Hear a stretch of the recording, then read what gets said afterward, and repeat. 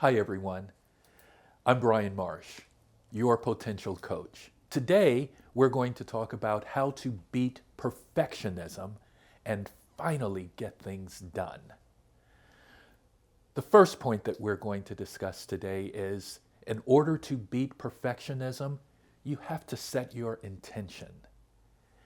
Setting intention becomes really, really important because if you're wanting to beat perfectionism, you have to know what you are doing and you have to be intentional about doing that thing.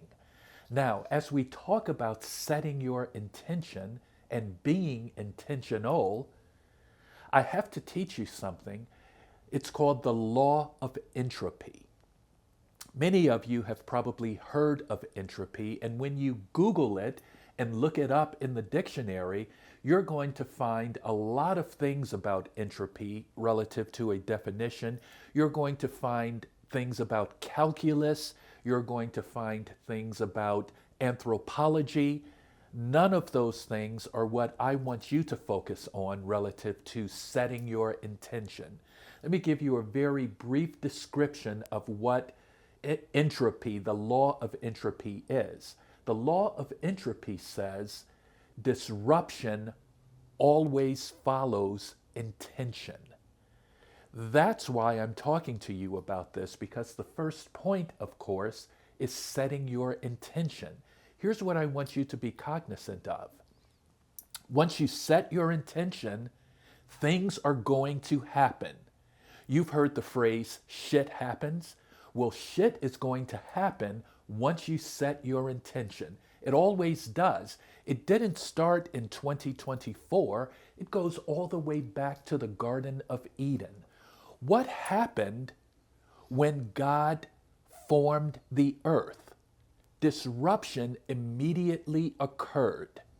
What happened further in the book of Genesis when God told, as an example, Noah to build an ark? What happened? 40 days of flood, disruption. What happened when Joseph, still in the book of Genesis, when Joseph announced that he was going to be somebody? What happened after he went to his family and said to his father and his brothers, "You are going to bow down to me one day"? What happened once that intention was verbalized? He was thrown into a pit and he was put in jail. That's what happened. Disruption follows intention. Well, that's Bible, and some of you are saying, Brian, I don't believe in the Bible. Okay, we'll get to that in another video. What about when you make an intention that you are going to earn X amount of dollars this month in commission? What happens? Usually, the sales don't occur the way that you expect them to occur. That's what happens. What happens when you announce, I'm finally going to lose those final 10 pounds? What happens? Either you get invited to a party that you weren't thinking that you were going to be invited to, or your mind is flooded with a lot of disruptive thoughts about what a loser you are. Disruption always follows intention. And before we leave this point, you have to understand that once you set your intention, you have to be prepared for disruption to follow. If you are prepared for the disruption, then it won't derail you. And that is really the point that I want you to take away from this first point. Be cognizant that disruption is going to follow your intention. Be prepared for it so that you can stay on track. The second thing that I want you to remember when you're dealing with perfectionism is, in fact, another law. We talked about the law of entropy. Now I want to introduce you to the law of diminishing intent.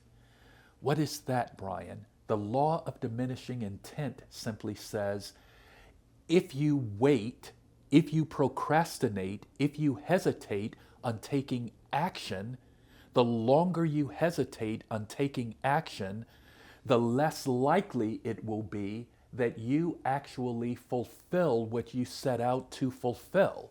So, in layman's terms, the longer you wait, the more likely it is that you will not accomplish what you set out to accomplish. So, get it done now. Don't wait. Don't push it off. Now, the third point that I want to leave you with on this point, how to beat perfectionism, is related to the fact that perfect should not be the enemy of good. So, the natural intent for most people that are intentional is to get it done perfectly. Every I should be dotted, every T should be crossed. And that's all good, but it's better to just get the task done. It's better to set your intention, get it done quickly, start doing it now, and understand that corrections are going to be made along the way.